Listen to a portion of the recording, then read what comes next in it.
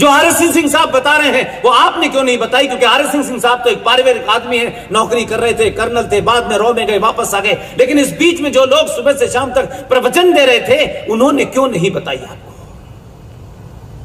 जो डॉक्टर होने का दावा करते हैं कि हम डॉक्टर हैं, हमें आपकी बीमारी पता है, मुझे लगता है कि डॉक्टर ही बीमार है।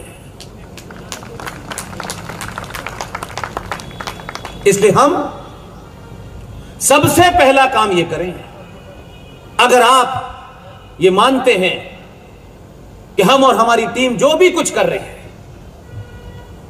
अगर उसमें 1% भी आपको यकीन है, 1% भी यकीन है, तो मैं आप सबसे हर सभा में यह कहता हूं,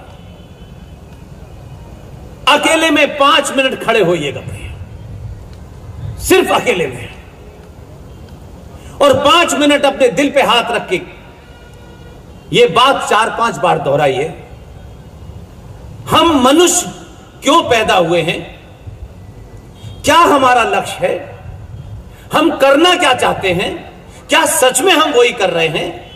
हम ढिंडोरा पीटते हैं, सच बोलना चाहिए, सच बोलना चाहिए, और सच के सामने किसी को बर्दाश्त नहीं करना चाहिए। 5 मिनट अपने जीवन के निकालिए और यह प्रश्न अपने आप से पूछिए। 5 मिनट बाद आपको अगर जवाब मिल जाएगा तो आप जीडी बख्शी, आरएस सिंह, सुशील पंडित हो जाएंगे। लोग पूछते हैं कि आप हैं, अगली जनरेशन के लिए क्या कर रहे हैं, कोई संगठन बनाया है कि नहीं बनाया? संगठन तो बहुत है इसमें। हम पूरी ताकत के साथ, रेफरेंस के साथ, फिगर के साथ, ओरिजिनल सोर्स वहां से बात लाते हैं और अपनी बात को सार्वजनिक रखते हैं, और इसी मन से खुले रूप में कहते हैं, 50,000 लोग हों या 5 लोग हों। हमने किसी भी लेक्चर में जो तथ्य रखे हैं, अगर उन तथ्यों से परे आपके पास कोई तथ्य है, किसी ने कहा, किसी का सुन लिया, ओरिजिनल सोर्स के साथ आप मुझे भरी महफिल में कह करके कह सकते हैं आप ये बात गलत कह रहे हैं, सार्वजनिक मंच से खड़े होकर माफी मांगूंगा। क्योंकि आज के दौर में, इस संचार क्रांति के दौर में, मैं एक तरफा भाषण दूं और कोई सवाल पूछ ले तो मैं कहूं नहीं, इसका जवाब मैं यहां से नहीं मिलेगा, इसके लिए पोस्ट कार्ड लिख दीजिए, और पोस्ट कार्ड कभी आया नहीं। यह नहीं होगा। जो बच्चा 15 साल का है,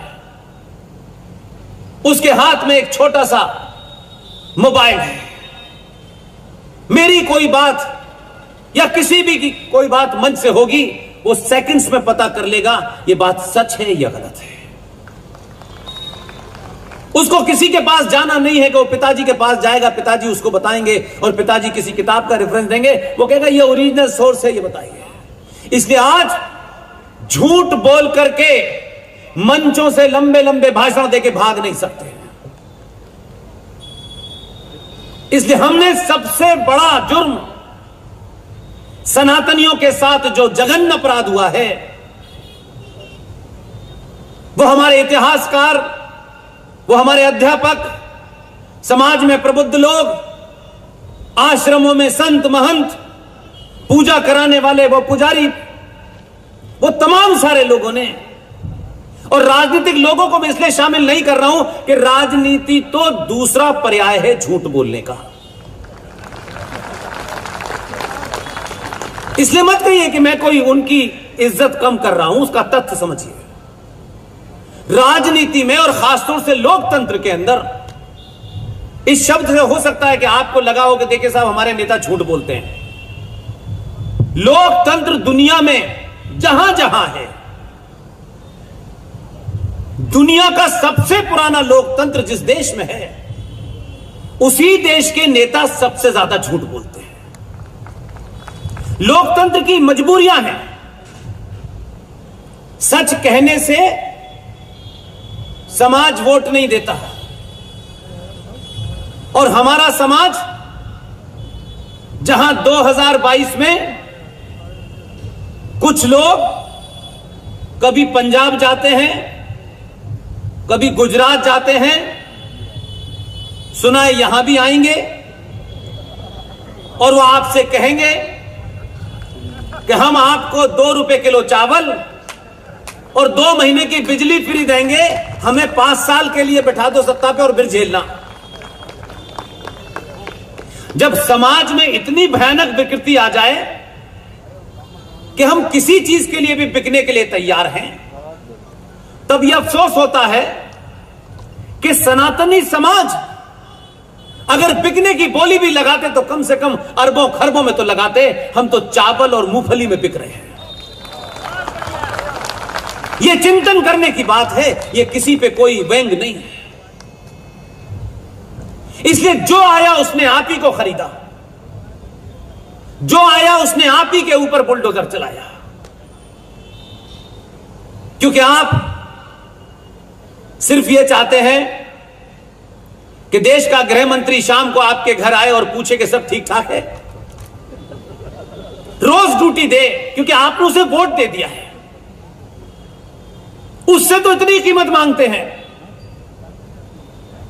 और जिन्होंने सब कुछ ले लिया उससे कभी कीमत के बारे में बात नहीं करते। आज के दौर में हम लोगों के सामने, आप लोगों के सामने अनेकों लोग होंगे जिन्होंने न सुभाष चंद्र बोस को देखा, न सरदार पटेल को देखा, न डॉक्टर राजेंद्र प्रसाद को देखा, न अंबेडकर जी को देखा। सबको नहीं आपने देखा, नहीं देखा होगा आपने। लेकिन आज आपको वो मौका 70-72 साल के बाद मिल रहा है कि आप इन तमाम, जिन्हें मैं युग पुरुष मानता हूं, उसकी भूमिका निभा सकते हैं। यह मौका कुछ साल के बाद आपके हाथ से चला जाएगा।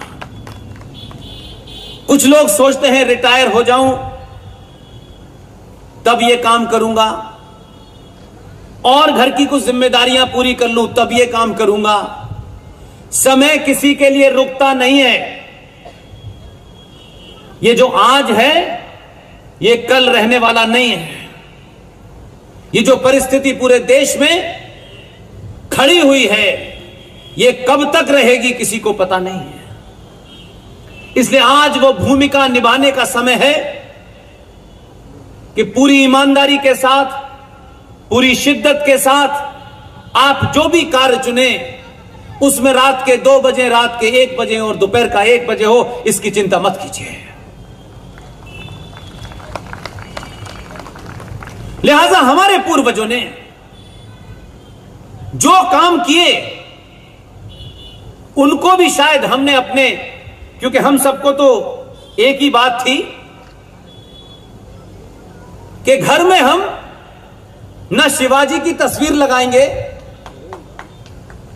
न सुभाष की लगाएंगे, न सावरकर की लगाएंगे। और जब बच्चा पूछने लगे भगत सिंह के बारे में तो उसकी कहानी कोशिश करेंगे कि कम बताएं, लेकिन फूल वाले चाचा बनने की प्रेरणा हम अपने बच्चों को जरूर देते हैं। क्योंकि सत्ता पे कैसे काबिज हुआ जाता है, हम उस सत्ता में हिस्सेदारी लेना चाहते हैं, हमें मिल जाए। इसलिए सुभाष, सावरकर, सरदार पटेल, ये तमाम सारे लोगों के बारे में अगर आप सच में वो बातें जानेंगे जिसे 70 सालों में आपसे छुपाया गया। और हमारी टीम के बहुत सारे सदस्य, एक युवा पत्रकार, एक अच्छे भले अखबार में नौकरी करता था। इसलिए मैंने कहा कि यहां आग लगना जरूरी है। सब कुछ छोड़ दिया उसने और दुनिया के हर उस देश में गया जिस देश में सुभाष चंद्र बोस गए थे। हर जगह से वो फाइल, वो कागज, वो सरकारों के भरोसे नहीं रहा। उसने विलाप नहीं करा कि मुझे पैसे दोगे, फिर वो बजट आएगा, फिर सरकार के बजट में से मैं जाऊंगा। और एक पूरी मुहिम खड़ी की और उस मुहिम को RS सिंह साहब, सुशील पंडित, इन सब की देखरेख में हमने आगे बढ़ाया। जो काम अनुज धर को और उनकी टीम को करना था वो उन्होंने किया। उससे आगे का काम हमारी टीम ने चलाया। लोग उस वक्त भी हमसे कहते थे, पागल हो गए हो, लाखों की नौकरी छोड़ के क्या बेकार के काम कर रहे हो। हमने कहा कि इस जीवन में कुछ काम बेकार के सही, लेकिन करने दो।